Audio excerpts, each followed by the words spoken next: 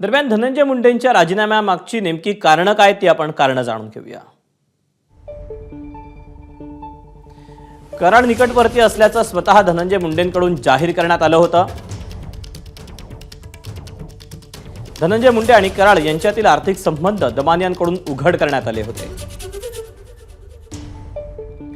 व्यंकटेश्वरा साखर कारखान्यात धनंजय मुंडे आणि कराड भागीदार आहेत। मुंडेंच्या शिफारसीवरूनच कराडला लाडकी बहीण योजनेच्या समितीचं अध्यक्षपद दिल्याचा आरोप केला गेला।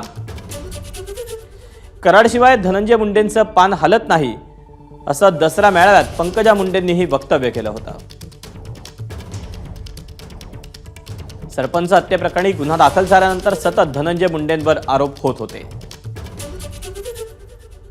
संतोष देशमुख प्रकरणात पाय खोलात असताना कृषी घोटाळ्याचा देखील आरोप धनंजय मुंडेंवर करण्यात आला। विरोधी पक्षांबरोबरच बीडमधील भाजप राष्ट्रवादी नेत्यांकडून मुंडेंच्या राजीनाम्याची मागणी होऊ लागली होती।